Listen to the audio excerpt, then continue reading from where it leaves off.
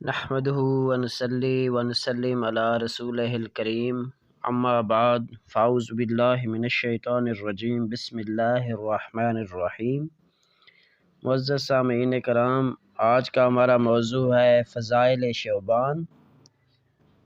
تو جیسا کہ سورۃ توبہ کے اندر اللہ نے ارشاد فرمایا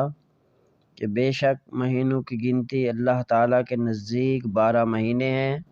اللہ کی کتاب میں۔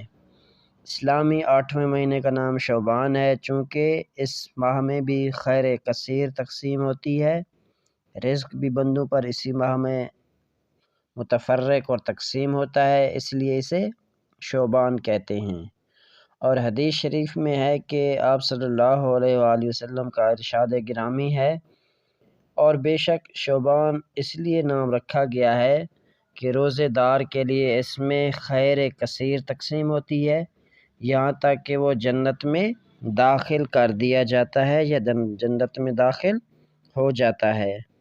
تو اس حدیث سے معلوم ہوا، اور اس قرآن مجید کی سورۃ توبہ کی آیت کی روشنی میں ہمیں یہ معلوم ہوتا ہے کہ شعبان معظم کے اندر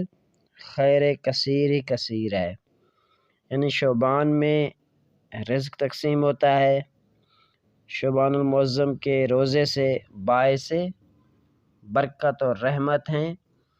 اسی لیے شعبان المعظم کی فضیلت کے حوالے سے آپ صلی اللہ علیہ وآلہ وسلم کی احادیث مبارکہ ہے۔ رسول اللہ صلی اللہ علیہ وسلم نے ارشاد فرمایا کہ شعبان رجب اور رمضان کے درمیان ایک مہینہ ہے، لوگ اس کی شان سے غافل ہیں، اس میں بندوں کے اعمال اٹھائے جاتے ہیں، اس لیے میں روزے رکھتا ہوں۔ اسی طرح آپ صلی اللہ علیہ وآلہ وسلم کی ایک اور حدیث مبارکہ ہے، حضور نبی کریم صلی اللہ علیہ وآلہ وسلم نے ارشاد فرمایا کہ شعبان میرا مہینہ ہے اور رمضان اللہ کا مہینہ ہے۔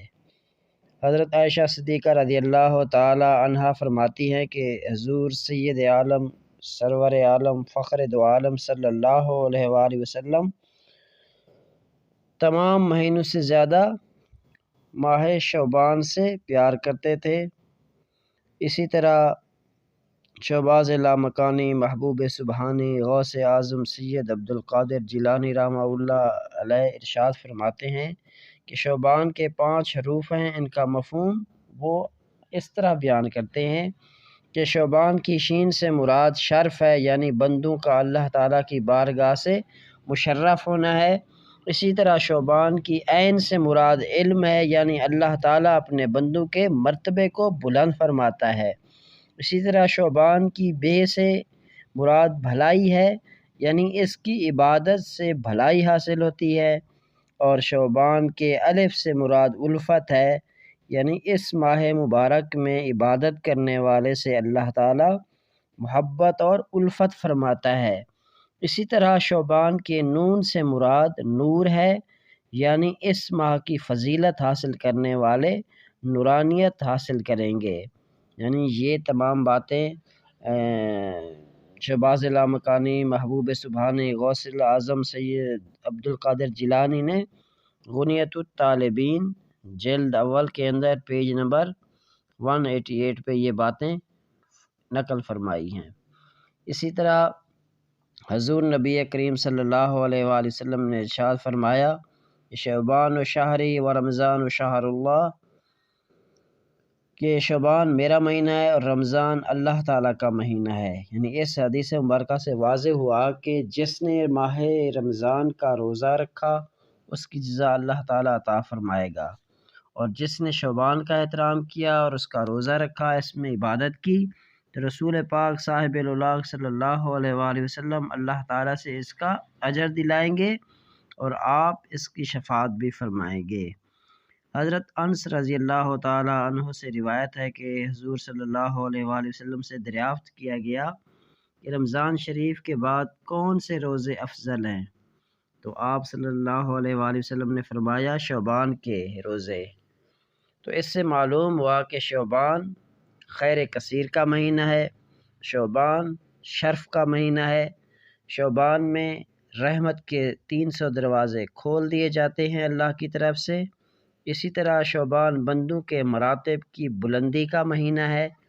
شعبان بھلائی کا مہینہ ہے، شعبان نورانیت حاصل کرنے کا مہینہ ہے، شعبان حضور علیہ الصلاۃ والسلام کا مہینہ ہے، شعبان رحمتوں اور برکتوں والا مہینہ ہے، شعبان کثرت سے روزے رکھنے اور نوافل ادا کرنے کا مہینہ ہے۔ یعنی ان تمام قرآنی آیات اور احادیث مبارکہ اور بزرگان دین کے اقوال سے یہ بات ہمیں عیاں ہوتی ہے کہ شعبان المعظم اللہ تعالیٰ کے ہاں بہت زیادہ فضیلت اور برکت والا ہے۔ اس مہینے کے اندر ہمیں زیادہ سے زیادہ عبادات کرنی چاہیے، اللہ تعالیٰ سے اپنے گناہوں کی مغفرت طلب کرنی چاہیے۔ جو دعا ہے، جو کچھ سنا سنایا، اللہ تعالیٰ اس پر عمل کرنے کی توفیق عطا